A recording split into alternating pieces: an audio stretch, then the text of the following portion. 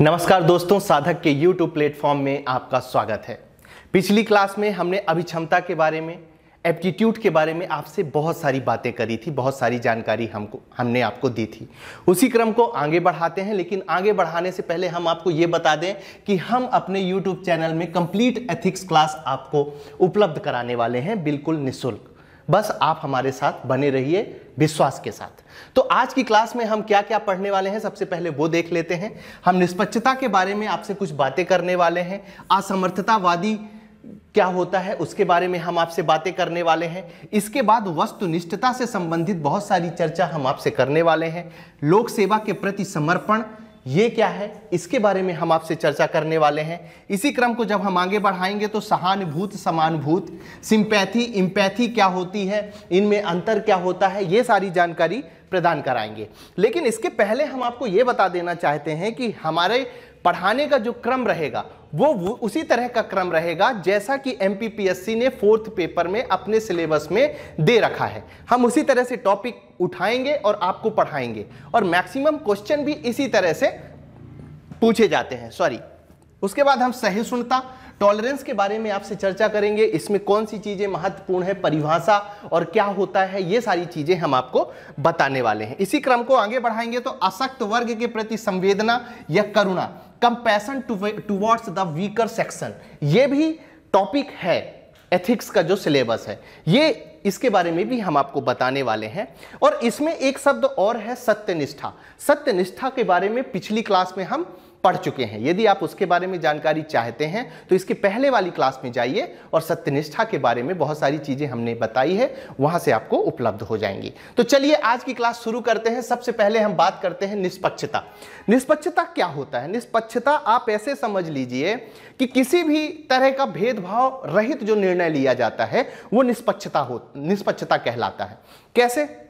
समझिए कि आप 3 भाई हैं, आपके घर में एक ब्रेड आती है और उस ब्रेड में 12 ब्रेड का एक पैकेट आता है और उस पैकेट में 12 ब्रेड हैं। आपकी माँ 4-4 ब्रेड 3 भाइयों में बराबर से बांट देती है, ठीक है ना। यदि ऐसा कर दे माँ कि एक छोटे वाले बच्चे को 1 ब्रेड ज्यादा दे दे और बड़े वाले बच्चे को 1 ब्रेड कम दे दे, तो ये निष्पक्षता नहीं कहलाएगा। इसने छोटे बच्चे और बड़े बच्चे में भेद कर दिया, ठीक है ना। ऐसा करते ही निष्पक्षता की जो एक श्रेणी है वो खत्म हो जाएगी, ठीक है।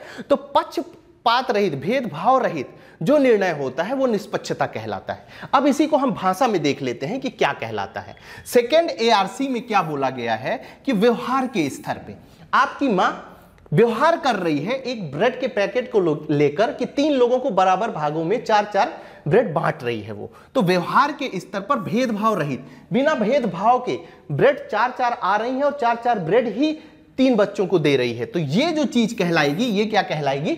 निष्पक्षता कहलाएगी, ठीक है।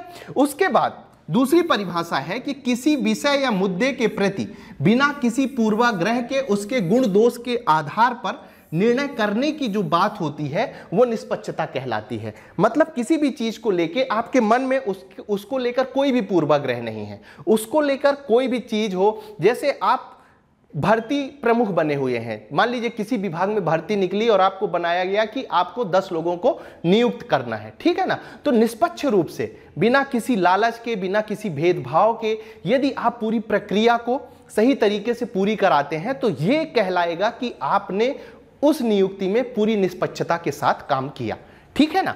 अब आगे बढ़ते हैं। जब आगे बढ़ते हैं तो हमारे सामने आता है एक उदाहरण। अभी कुछ दिन पहले, 2 साल लगभग, हम लोगों ने कोरोना के कारण सभी लोगों का बहुत गंदे तरीके से नुकसान हुआ, ठीक है ना। लेकिन अब यहां पर निष्पक्षता कैसे आ जाती है?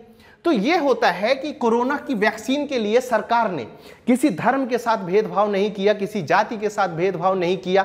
सरकार ने ऐसा नहीं कहा कि ये छोटा व्यक्ति है, ये गरीब व्यक्ति है तो इसे वैक्सीन नहीं लगाया जाएगा, ये अमीर व्यक्ति है तो केवल इसे ही लगाया जाएगा वैक्सीन। सरकार ने क्या किया कि पूरी निष्पक्षता के साथ किसी भी तरह का भेदभाव नहीं किया और हर व्यक्ति को वैक्सीन के लिए प्रोत्साहित किया और सरकार ने हर व्यक्ति को वैक्सीन लगवाई। तो सरकार का यह निर्णय क्या कहलाएगा? निष्पक्षता पूर्ण निर्णय कहलाएगा, ठीक है ना।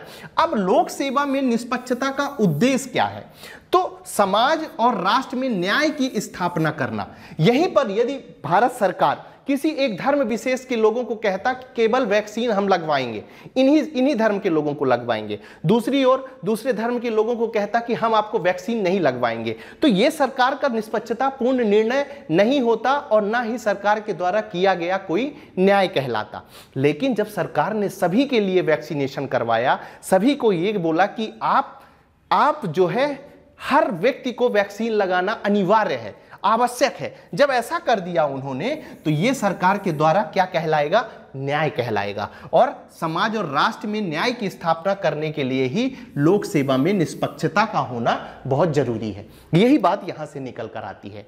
चलिए अब जब आगे बढ़ते हैं तो हमारे सामने लोक सेवा में निष्पक्षता क्यों आवश्यक है देखते हैं। शासन, प्रशासन और जनता के बीच विश्वास को बढ़ाने के लिए यदि सरकार ऐसा करती कि एक धर्म विशेष को बोलती कि हम वैक्सीनेशन केवल इस धर्म का करवाएंगे, तो जो दूसरे धर्म के लोग भारत में रहते हैं, क्योंकि हमारा भारत पंथ निरपेक्ष राष्ट्र है, जो दूसरे धर्म के लोग रहते हैं तो सरकार के प्रति उनका विश्वास कम होता। ठीक है ना। तो निष्पक्षता यहां भी जरूरी हो जाती है कि सरकार और जनता के बीच में जो विश्वास है वो बना रहे। उस विश्वास को बनाए रखने के लिए निष्पक्षता जरूरी हो जाती है। तो पहला पॉइंट यही है कि शासन, प्रशासन और जनता के बीच में विश्वास को बनाए रखने के लिए निष्पक्षता जरूरी है। दूसरा, न्यायपूर्ण लोक सेवा प्रदान करना। न्यायपूर्ण लोक सेवा प्रदान करने का मतलब, सीधा सा मतलब यही है कि जो गरीब हैं उनको अनाज उपलब्ध कराया जाए और हर गरीब आदमी को बराबर बराबर अनाज उपलब्ध कराया जाए। ऐसा नहीं है कि एक गरीब को अधिक दे दिया जाए, एक गरीब को कम दे दिया जाए। जब इस व्यवस्था से, लोकतांत्रिक व्यवस्था के अंतर्गत सरकार काम करती है तो वो न्यायपूर्ण कार्य कहलाता है और यह निष्पक्षता होगा तभी ऐसा संभव होगा। उसके बाद धर्म, जाति, लिंग, भाषा इत्यादि में भेदभाव ना करना। हर धर्म को, क्योंकि हमारा राष्ट्र पंथ निरपेक्ष राष्ट्र है, यदि किसी भी धर्म को महत्व ना देते हुए और सभी धर्मों का सम्मान करते हुए यदि भारत सरकार या राज्य सरकार कोई काम करती है तो वो निष्पक्षता के अंतर्गत होगा। ठीक है। उसके बाद आगे बढ़ते हैं हम। जब आगे बढ़ते हैं तो असमर्थतावादी गैर तरफदारी की बात करते हैं, हम राजनीतिक निष्पक्षता के बारे में बात करते हैं। अभी हमने निष्पक्षता पढ़ा, अब हम राजनीतिक निष्पक्षता पढ़ते हैं। राजनीतिक निष्पक्षता का मतलब यही है कि आप यदि लोक सेवक हैं, कोई आप सरकारी कर्मचारी हैं, सरकारी अधिकारी हैं, तो आप जो सरकार में पार्टी बैठी हुई है ना तो आप उसका पक्ष ले रहे हैं और जो पार्टी विपक्ष में बैठी हुई है ना आप उसके लिए काम कर रहे हैं। आप दोनों तरफ से निष्पक्ष हैं। आपको जो संविधान कह रहा है, आपको जो कानून कह रहा है, आप उसी को आधार बना के और काम कर रहे हैं। तो ये जो निष्पक्षता होती है यही राजनीतिक निष्पक्षता और गैर तरफदारी होती है। गैर तरफदारी का एक सीधा सा और एक स्टेटमेंट होता है। स्टेटमेंट के माध्यम से हम यदि अर्थ समझने की कोशिश करें कि पक्ष विपक्ष के ना होते हुए पूरी तरह से निष्पक्ष होना ही गैर तरफदारी कहलाती है। यह परिभाषा आपको दिखेगी। लोक सेवक को पक्ष विपक्ष नहीं बल्कि निष्पक्ष होना ही गैर तरफदारी होता है। कितना प्यारा स्टेटमेंट है, इसमें 3 स्टार बना लीजिए आप। और कभी आपको यदि परिभाषा लिखने की जरूरत पड़े गैर तरफदारी की तो आप इसी को उठाइए। लोक सेवक को पक्ष विपक्ष नहीं बल्कि निष्पक्ष होना ही गैर तरफदारी कहलाता है। बहुत अच्छी परिभाषा है और आप इसको एग्जाम की कॉपी में लिख सकते हैं। ठीक है। इसी तरह कोई लोक सेवक बिना किसी राजनीतिक पूर्वाग्रह के, मैंने आपको बोला कि आप जो सरकार में पार्टी बैठी है उसके पक्ष में भी काम मत करिए और जो पार्टी विपक्ष में बैठी है उसके हित में भी काम मत करिए। जो छोटी पार्टी है उसके हित की बात नहीं कर रहा हूं, सॉरी, उसको दिमाग में या उसकी विचारधारा से प्रभावित होकर भी काम मत करिए। ठीक है। सभी दलों के प्रति तटस्थ होकर सार्वजनिक नीतियों को लागू करने का जो प्रयास होता है वो कहलाता है गैर तरफदारी। ये चौधरी साहब जी हैं, ओपी चौधरी जी हैं, ये छत्तीसगढ़ कैडर में IAS रहे हैं। एक्चुअली क्या हुआ कि अभी ये कुछ दिन पहले बीजेपी पार्टी इन्होंने ज्वाइन कर ली। ठीक है। ये बिल्कुल गैर तरफदारी का एक बहुत प्यारा सा उदाहरण है। जब ये IAS थे, जब इनको फील हुआ कि मैं किसी विचारधारा से प्रभावित हो रहा हूं तो इन्होंने बहुत अच्छा निर्णय लिया कि इन्होंने अपना पद त्याग दिया। ठीक है ना। और जब त्याग दिया तो उन्होंने वही पार्टी ज्वाइन कर ली जिस विचारधारा से वो अधिक प्रभावित थे। इन्होंने बीजेपी पार्टी ज्वाइन कर ली। तो इस हिसाब से देखा जाए कि ये जब तक पद पे रहे तो पूरी गैर तरफदारी के साथ काम करते रहे। ये कांग्रेस की तरफ भी काम कर रहे थे, ये बीजेपी की तरफ भी काम कर रहे थे, ये बीएसपी की तरफ भी काम कर रहे थे, छत्तीसगढ़ की जो छोटी पार्टियां थी उनके हित में भी काम कर रहे थे। ये काम किस आधार पर कर रहे थे? जो इन्हें संविधान कह रहा था, जो इन्हें कानून कह रहा था, उसको आधार बनाकर ये काम कर रहे थे। तो ये गैर तरफदारी का बहुत प्यारा उदाहरण है। ठीक है, चलिए अब आगे बढ़ते हैं। जब आगे बढ़ते हैं तो लोक सेवा में गैर तरफदारी की आवश्यकता क्यों है? क्यों है? भारतीय लोकतंत्र संसदीय प्रणाली को बनाए रखने के लिए।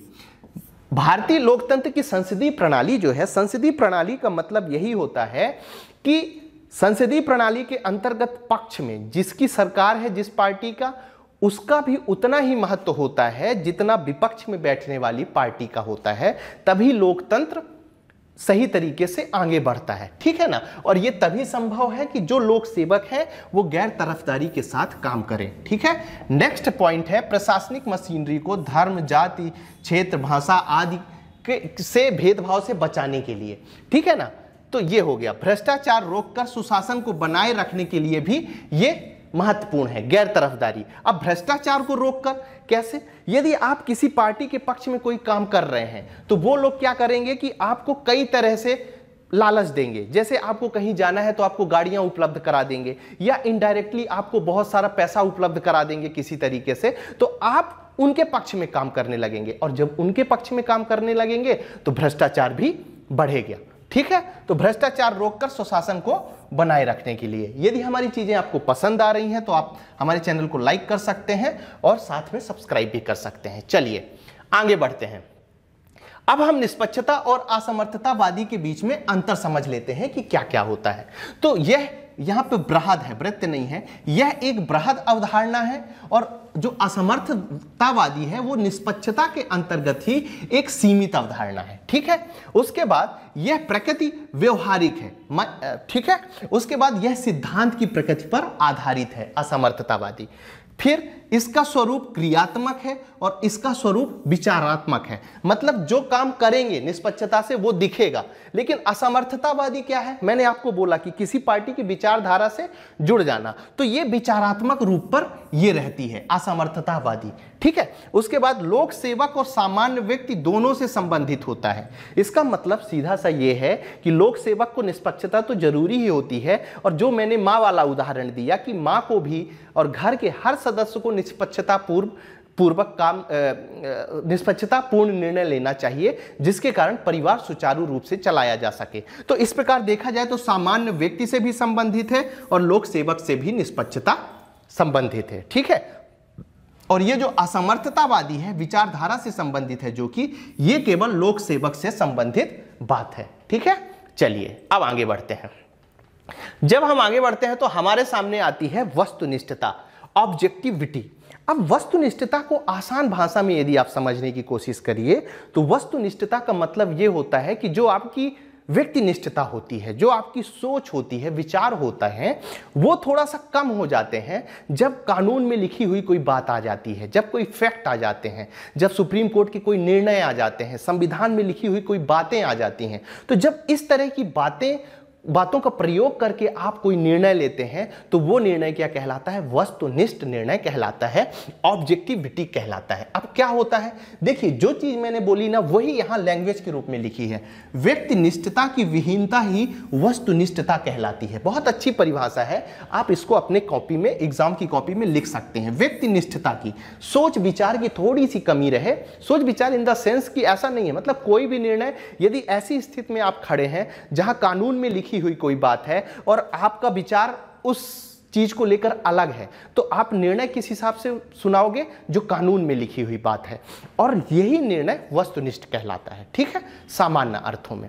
आगे बढ़ते हैं हम, तो वस्तुनिष्ठता प्रामाणिक, तार्किक विकल्पों के स्थापित नियमों और गुणों के आधार पर कार्य करने की एक विधि क्या कहलाती है? वस्तुनिष्ठता कहलाती है, ऑब्जेक्टिविटी कहलाती है। ठीक है, अब लोक सेवा में वस्तुनिष्ठता की आवश्यकता क्यों होती है, देख लेते हैं क्यों होती है, और यह एग्जाम में पूछा भी जा सकता है।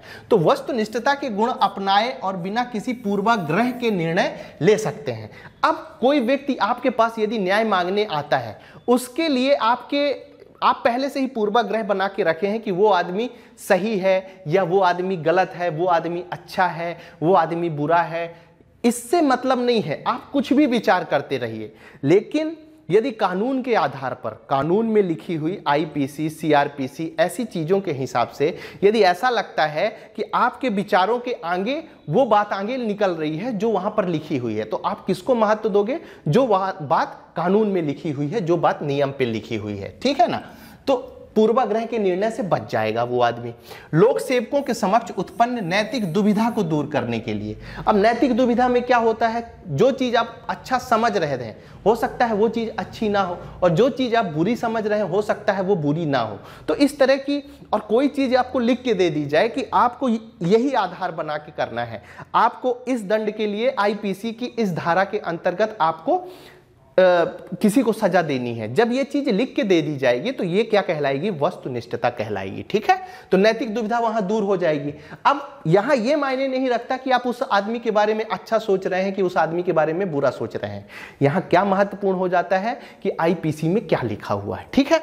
उसके बाद वस्तुनिष्ठता का गुण लोक सेवकों में तार्किकता और निष्पक्षता का विकास करता है। वही बात जो मैंने आपको समझाई, जनता के बीच में न्याय उचित वितरण के लिए वस्तुनिष्ठता का गुण महत्वपूर्ण हो जाता है। अब यहां पर न्याय क्यों महत्वपूर्ण हो जाता है? न्याय तभी अच्छा हो सकता है जब आप संविधान के हिसाब से काम कर रहे हैं, जब आप कानून के हिसाब से काम कर रहे हैं। हो सकता है कि आपकी, यदि आप सोच के हिसाब से काम करेंगे तो हो सकता है किसी के साथ अन्याय हो जाए, लेकिन कानून में लिखे हुए बातों को यदि आप पालन करते हैं, संविधान में लिखी हुई बातों का आप पालन करते हैं, तो वहां पर जो आप न्याय करेंगे उसमें कोई भी दिक्कत नहीं होगी, ठीक है।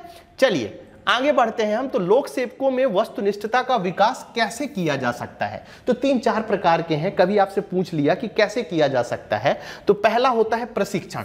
जैसे आईएएस आईपीएस को लवासना भेजा जाता है तो वहां प्रशिक्षित किया जाता है उन्हें। वहां कई तरह के उनको कानून से संबंधित पुस्तकें पढ़ाई जाती हैं, कई तरह के ग्रंथ और कई महत्वपूर्ण पुस्तकें पढ़ाई जाती हैं, संविधान के बारे में और डिटेल से बातें बताई जाती हैं। तो जब ये सारी चीजें प्रशिक्षण में दे दी जाती हैं तो वो जो अपने निर्णय में, जब वो अपने कार्य क्षेत्र में जाएंगे तो निर्णय किस हिसाब से लेंगे? वस्तुनिष्ठता को वो महत्व देंगे, ना कि व्यक्तिनिष्ठता को।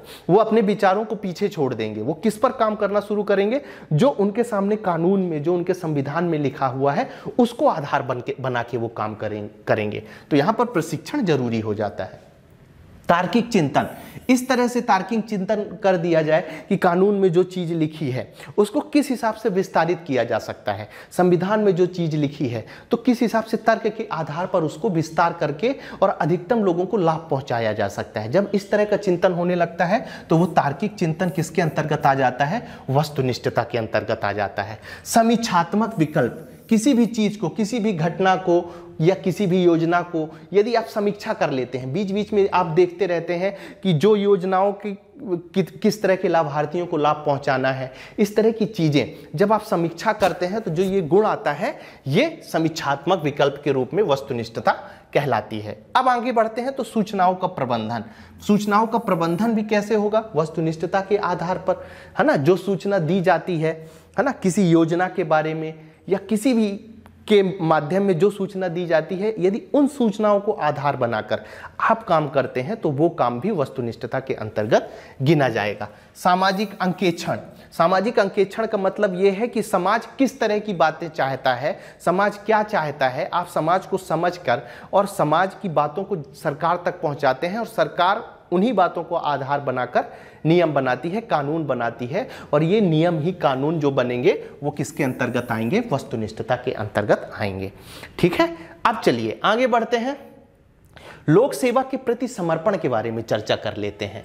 डेडिकेशन टू पब्लिक सर्विस, ये क्या कहलाती है? लोक सेवा के प्रति समर्पण, इसका मतलब यह है कि आप जब लोक सेवक बन जाते हैं तो किस हिसाब से अपना काम करते हैं, कितनी समर्पण के साथ काम करते हैं। इसमें 2 शब्द इस्तेमाल किए गए हैं, एक लोक सेवा है और एक समर्पण है। तो हम देख लेते हैं पहले लोक सेवा क्या कहलाती है, ठीक है। वैसे तो पब्लिक एडमिनिस्ट्रेशन में इस शब्द को आप बार बार पढ़ेंगे, लेकिन यहां पर एक जनरल इंफॉर्मेशन आपको मैं दे देता हूं। धर्म, जाति, लिंग, भाषा, प्रांत से ऊपर उठकर लोक हित का संरक्षण एवं संवर्धन करना ही लोक सेवा कहलाती है, ठीक है। लोक सेवक नहीं, लोक सेवा कहलाती है, ठीक है। उसके बाद जब हम बात करते हैं समर्पण की। तो समर्पण में सबसे महत्वपूर्ण बात होती है प्रतिबद्धता। ठीक है, इनमें बिना भेदभाव के आप किसी जो सरकार की योजनाएं हैं, जो सरकार के नियम हैं, जो सरकार के कानून हैं, उनको आधार बनाकर जो जिस प्रतिबद्धता के साथ आप काम करते हैं, उनके हित में काम करते हैं। अब देखिए यहां पर क्या लिखा है, लक्ष्य उद्देश्य के प्रति संवेगात्मक लगाव रखते हुए उत्तरदायित्व बोध और प्रतिबद्धता के साथ काम करना ही समर्पण कहलाता है। तो इस हिसाब से लोक सेवा और समर्पण को जब हम एक करके पढ़ते हैं तो इसका सीधा सा मतलब ये होता है कि सरकार के जो लक्ष्य होते हैं, सरकार के जो उद्देश्य होते हैं, उनकी पूर्ति करने के लिए आप बड़ी प्रतिबद्धता के साथ जनता के सेवक के रूप में काम करते हैं। तो ये क्या कहलाती है, लोक सेवा के प्रति समर्पण। ठीक है, चलिए जब आगे बढ़ते हैं तो लक्ष्य या उद्देश्य के प्रति भावात्मक लगाव रखते हुए प्रतिबद्धता के साथ कार्य करना ही समर्पण कहलाता है। यह परिभाषा हो गई, आप लिख सकते हैं अपने एग्जाम की कॉपी में। चलिए आगे बढ़ते हैं तो गांधी जी का जो सर्वोदय की अवधारणा थी, ये महात्मा गांधी जी हैं, सर्वोदय की अवधारणा थी और उनकी अवधारणा यही थी कि पंक्ति में अंतिम व्यक्ति तक सरकार के द्वारा बनाई गई योजनाओं का लाभ पहुंचना चाहिए। ठीक है ना, एक साधारण शब्दों में यही है सर्वोदय का मतलब। तो यदि आप इस तरह से अपना काम कर रहे हैं, सरकार की योजनाओं को बिल्कुल ऐसे व्यक्ति तक पहुंचा रहे हैं जिसे उसकी सबसे ज्यादा जरूरत है, तो ये आपके काम के प्रति समर्पण कहलाएगी, प्रतिबद्धता कहलाएगी। ठीक है, लोक सेवा में समर्पण की भावना के लिए जो आवश्यक तत्व होते हैं कब माना जाएगा, तो जब आप भागीदारी जनता के बीच में और लोक सेवक के बीच में जब भागीदारी होती है तो उसका रिजल्ट पॉजिटिव आता है। तो ये भागीदारी होना आवश्यकता है, पारदर्शिता होना जरूरी है। जो आप कर रहे हैं तो सरकारी काम है, सरकार का काम है, तो ऐसे कोई चीज है नहीं जिसे आप छिपाएं। कोई भी योजना आ रही है तो उस योजना में कितना पैसा आ रहा है, किस व्यक्ति को कितना पैसा देना है, ये सारी चीजें पारदर्शिता के अंतर्गत आती है। जब आप देयता भी रहती है कि आप अपने से ऊपर के अधिकारियों को ये बताएंगे कि हमने इस लक्ष्य को ध्यान में रखते हुए, सरकार के लक्ष्य को ध्यान में रखते हुए हमने ये काम किया है, हमने ये काम सारे कन किया है। खुलापन रहता है। खुलापन का मतलब ये रहता है कि सरकार और जनता के बीच में जो डायलॉग्स होते हैं, जनता की क्या आवश्यकता है, वो सरकार से खुलकर ये चीजें बोलते हैं। ठीक है, अब हम आगे बढ़ते हैं। जब आगे बढ़ते हैं तो हमारे सामने लोक सेवा के प्रति समर्पण की जो चुनौतियां हैं, कौन कौन सी ऐसी चुनौतियां हैं कि लोक सेवक जो है वो अपने समर्पण के साथ काम नहीं कर पाते हैं। तो पहला है, लोक सेवकों में लोक कल्याण की भावना के स्थान पर स्व कल्याण की भावना निहित होती है। अभी कुछ दिन पहले भोपाल में ही आपने देखा होगा कि एक IAS कपल को पकड़ा गया, उनके पास करोड़ों की संपत्ति थी। ठीक है ना, तो ये करोड़ों की संपत्ति कहां से आ गई? लोक कल्याण की भावना के लिए जो सरकार का पैसा भेजा जा रहा था वो उनका प्रयोग किसमें कर लिए? स्व कल्याण के लिए कर लिए। ठीक है ना, तो ये एक सबसे बड़ी चुनौतियां हैं कि लोक सेवक बनने के बाद स्वहित के बारे में सोचने लगते हैं। उसके बाद लोक सेवा में पर्याप्त वेतन, पुरस्कार या पदोन्नति का अभाव होता है, जिसके कारण वो डिमोटिवेट होते हैं और उतना खुल के काम नहीं कर पाते हैं। उनको लगता है बस इतना ही तो पैसा मिल रहा है, इसके लिए हम पूरी रात क्यों जगें, पूरी रात क्यों मेहनत करें। जब इस तरह के ख्यालात सरकारी कर्मचारियों में आ जाते हैं तो वो लोक सेवा के लिए एक चुनौती बन जाता है। उसके बाद राजनीतिक हस्तक्षेप, भाई भतीजावाद, लाल फीताशाही, भ्रष्टाचार आदि के कारण ईमानदार और कर्तव्यनिष्ठ लोक सेवकों का मनोबल कमजोर होता है। ठीक है, इसके कारण आगे सुशासन की स्थापना करने में प्रशासन के साथ साथ जनता के सहयोग की कमी। जनता भी जब विश्वास कम होता है सरकार के प्रति, लोक सेवकों के प्रति जनता का जब विश्वास कम होता है तो उसके कारण भी ये लोक सेवा के प्रति समर्पण की एक चुनौती उत्पन्न हो जाती है। ठीक है, चलिए आगे बढ़ते हैं तो सहानुभूति और समानुभूति, सिंपैथी और इम्पैथी, दो शब्द आपके सिलेबस में दिए हुए हैं। तो सबसे पहली बात तो ये समझ लीजिए कि दोनों का संबंध जो है वो भावात्मक पक्ष से है। किसका? सिंपैथी का, जिसे सहानुभूत कहा जाता है, और इम्पैथी जिसे समानुभूत कहा जाता है। तो सबसे पहले हम अंतर समझ लेते हैं, फिर इनको पढ़ना शुरू करेंगे। तो पीड़ित व्यक्ति के प्रति औपचारिक संवेदना होती है। औपचारिक संवेदना क्या होती है कि किसी का एक्सीडेंट हो गया तो आप जाके बोल दीजिए कि अरे आपके साथ बहुत बुरा हुआ, ऐसा नहीं होना चाहिए, मैं भगवान से दुआ करता हूं कि आप बहुत जल्दी ठीक हो जाएं।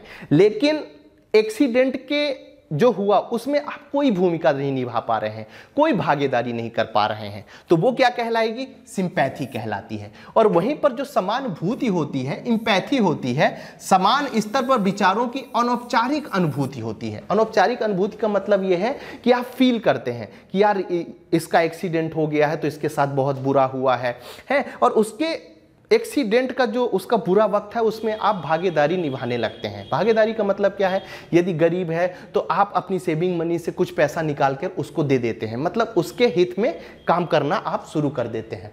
ठीक है, इसके बाद हम बात करते हैं एम्पैथी की अपेक्षा कम विकसित अवधारणा है। तो सीधी सी बात है, आप उसमें भागीदारी नहीं करते हैं जो उसके साथ एक्सीडेंट वाली घटना घटी है। ठीक है, संवेदना से जुड़ी हुई गहरी अवधारणा होती है। जब गहरी अवधारणा होगी तो आप चाहेंगे कि उसके दुख में आप पार्टिसिपेट करें ताकि उसका दुख कम हो। ठीक है ना? उसी के तरीके से आप जब सोचने लगते हैं, समझने लगते हैं, तो वो क्या कहलाता है? एम्पैथी कहलाता है। यह अधिकांशतः अप्रत्यक्ष स्थिति में होती है। आपने न्यूज़पेपर देखा और आपने न्यूज़पेपर में क्या देखा कि आज ट्रेन पटरी से उतर गई और इतने लोग जख्मी हो गए, तो आप वहां पर संवेदना व्यक्त करेंगे। ठीक है, वहीं पर यह अधिकांशतः अप्रत्यक्ष स्थिति में होती है, प्रत्यक्ष स्थिति में। ठीक है ना?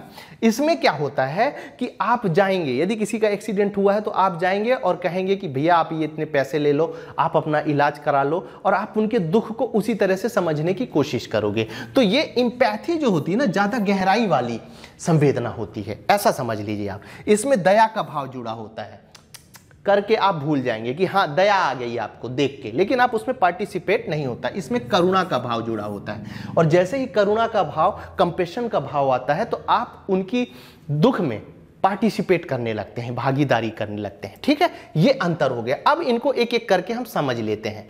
तो एम्पैथी सबसे पहले हम, समानुभूति, ये हिंदी में बड़े ध्यान से याद रखिएगा, समानुभूति कहा जाता है एम्पैथी को। ठीक है, इसमें एक पंच लाइन है, इसे आप एग्जाम में भी लिख के यूज कर सकते हैं कि मैं महसूस कर पा रहा हूं कि तुम पर क्या गुजर रही है। जब आप बिल्कुल डीपली हो जाते हैं, ठीक है ना, एक्सीडेंट से या कोई भी घटना होता है, यदि किसी कोई बच्चा छोटा सा है, उसके माँ बाप की, जैसे कोरोना में बहुत सारे ऐसे केसेस आपको देखने को मिलेंगे, तो जब आपको ऐसा महसूस हो जाए कि यार वो बिना माँ बाप के कैसे हो पा रहा होगा, उसकी हमारी मदद करनी चाहिए, और आप जैसे ही मदद करने वाली स्थिति में आ जाते हैं कि चलो कुछ नहीं तो हम स्कूल में उनका नाम लिखा देते हैं, स्कूल उनको पढ़ने के लिए कुछ बुक्स उपलब्ध करा देते हैं, तो जब ऐसी भावना में आ जाती है तो वो क्या कहला जाता है? एम्पैथी कहलाता है। ठीक है, दार्शनिक अवधारणा, किसी महान कवि ने लिखा है कि जाके पाँव न पड़े बिवाई, वो क्या जाने पीर पराई। मतलब जब तक आपके पाँव नहीं फटते हैं तब तक आप उस दर्द को महसूस नहीं कर सकते हैं। तो एम्पैथी का मतलब यही है कि पाँव भले ही दूसरे का फटा हुआ है, लेकिन आप महसूस कर पा रहे हैं कि उसके अंदर कितना दर्द है। ठीक है ना, ये एम्पैथी कहलाती है। और यहाँ पर बोल भी रहा है, समानुभूति को जब हम बांटते हैं तो समान और अनुभूति, उसके समान, सामने वाले के समान ही जो अनुभूत कर रहे हैं वो समानुभूत कहलाती है। समान स्तर पर विचारों की अनुभूति ही समानुभूत कहलाती है। ये एक परिभाषा हो गई। चलिए आगे बढ़ते हैं। जब समानुभूति का, तो एक उदाहरण देख लेते हैं। हमारे प्रधानमंत्री जी, अब मैं आपको बताता हूं कि प्रधानमंत्री जी ने किस तरह से समानुभूति की, एम्पैथी के रूप में किस तरह से भूमिका निभाई। ठीक है, समानुभूति के लिए। तो जब कोरोना में कई लोगों का ऐसा देखा गया कि उनके माता पिता उन्हें छोड़कर चले गए, उनकी डेथ हो गई, तो प्रधानमंत्री ने, हमारे भारत के प्रधानमंत्री ने ये बोला कि हम आपके साथ खड़े हैं। केवल बोल के वो रुक नहीं गए, बल्कि उन्होंने क्या किया कि इस तरह के बालक बालिका जो अपने माता पिता को खो चुके हैं, उनके लिए उन्होंने जीवन भर पढ़ने की व्यवस्था बनाई। ठीक है, उनके रहने की व्यवस्था बनवाई, तो वो उनके दुख में शामिल हो गए। और ये दुख में शामिल होना ही क्या कहलाता है? एम्पैथी कहलाता है।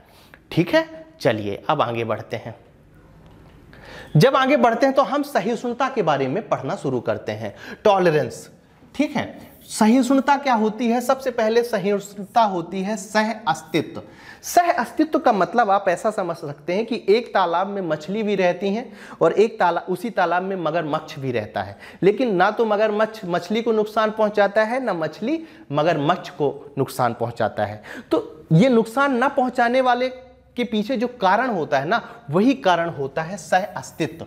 अब जब हम इसे अपने भारत के परिप्रेक्ष्य के रूप में समझने की कोशिश करते हैं, तो हमारे यहाँ हिंदू, मुस्लिम, सिख, ईसाई है ना। उत्तर भारत के लोग, दक्षिण भारत के लोग, पूर्व भारत नॉर्थ ईस्ट के लोग हो गए, पश्चिम भारत के लोग हो गए, सब लोग रहते हैं लेकिन एक साथ रहते हैं, ठीक है ना। तो ये जो एक साथ रहने की एक कला है, उसे जो एक सह अस्तित्व है, इसे ही हम सहिष्णुता कहते हैं। अब क्या होता है देखिए, दूसरों के विचारों, ये कब सह अस्तित्व में रह सकते हैं?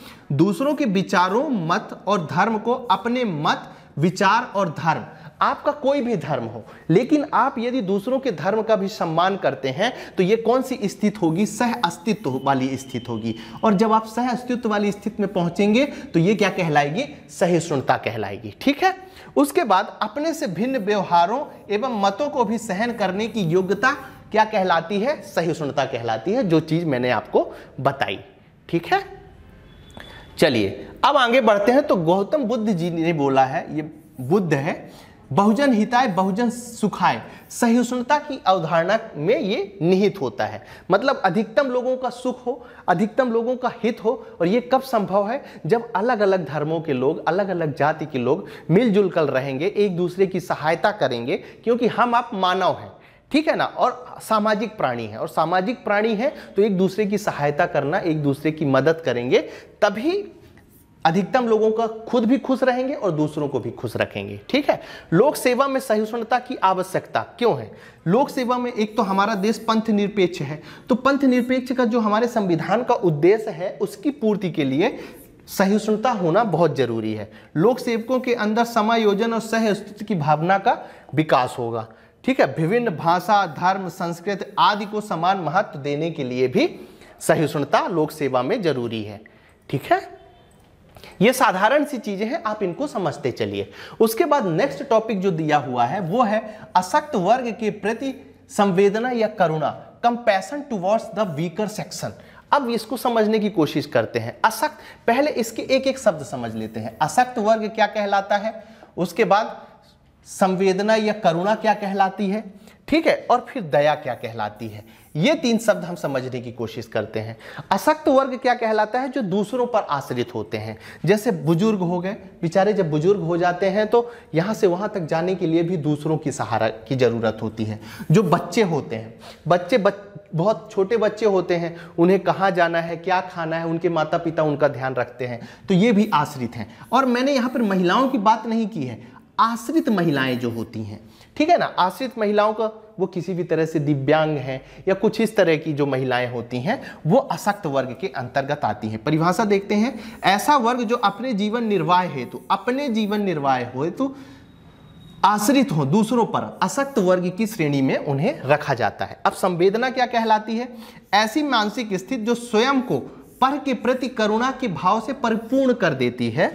संवेदना सेवा भाव, सहयोग और प्रतिबद्धता जैसे तत्वों पर निर्भर करती है, वो संवेदना कहलाती है। संवेदना में क्या होता है कि वो दूसरों के दुख को अपना दुख समझकर महसूस करने लगता है, तो वो क्या कहलाता है? संवेदना। तो यहां पर क्या लिखा है? अशक्त वर्ग के प्रति संवेदना या करुणा, ठीक है। दया संवेदना से थोड़ी सी कम स्थित होती है। इस स्थिति में व्यक्ति पीड़ित व्यक्ति को सहायता तो प्रदान करता है, किंतु उसके प्रति नियम हमेशा जो है एक हीनता का भाव रहता है। वो क्या कहता है? हमेशा ये सोचता रहता है, मैंने जब उसका बुरा वक्त आया था तो मैंने उस पर उसकी सहायता करी थी। जब ये भावना आ जाती है तो ये क्या कहलाता है? दया कहलाता है, ठीक है।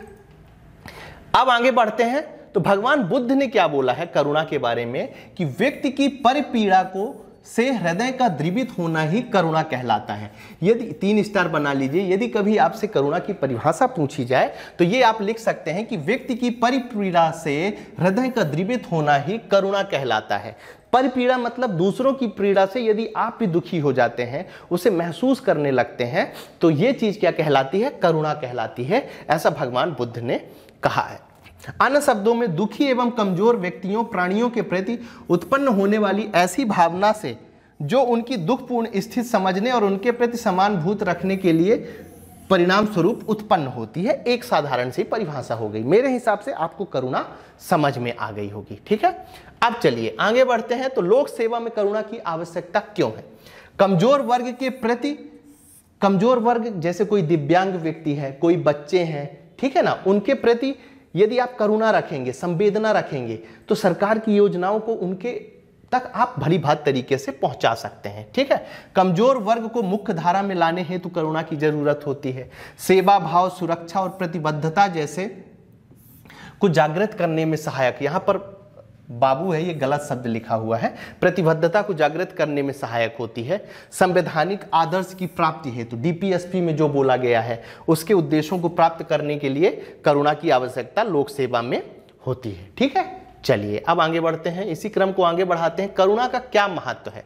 तो प्रशासन को जनमुखी बनाने के लिए, मतलब जनता के हित में प्रशासक अच्छा काम करे, और ये तभी पॉसिबल है जब अच्छे कानूनों के साथ जो लोक सेवक है उसके अंदर करुणा और संवेदना जैसी चीजें भी यदि रहें तो। ठीक है, प्रशासन पर नागरिकों के विश्वास को बढ़ाया जा सकता है। ठीक है, संवैधानिक उद्देश्यों को प्राप्त किया जा सकता है, सुशासन की स्थापना के प्रमुख लक्ष्यों को प्राप्त किया जा सकता है। करुणा के ये महत्व आते हैं। सामाजिक आर्थिक न्याय की स्थापना की जा सकती है। ये साधारण स्टेटमेंट है, ये आप खुद समझ गए होंगे। ठीक है, चलिए इसी क्रम को आगे बढ़ाते हैं और हम अगली क्लास में पढ़ने वाले हैं संवेगिक बुद्धि, उसकी अवधारणा, इमोशनल इंटेलिजेंस कॉन्सेप्ट के बारे में हम बहुत सारी चीजें आपको उपलब्ध कराने वाले हैं आप सभी के। अच्छा, एक चीज और मैं आपको बता देना चाहता हूं, यदि आप इस वीडियो की पीडीएफ प्राप्त डाउनलोड करना चाहते हैं तो हमारे टेलीग्राम चैनल साधक द अचीवर में जाकर उसे ज्वाइन करिए और वहां से इसकी पीडीएफ डाउनलोड कर सकते हैं। ठीक है, आप सभी के उज्जवल भविष्य की शुभकामनाओं के साथ आज की क्लास हम यहीं समाप्त करते हैं। थैंक यू, धन्यवाद।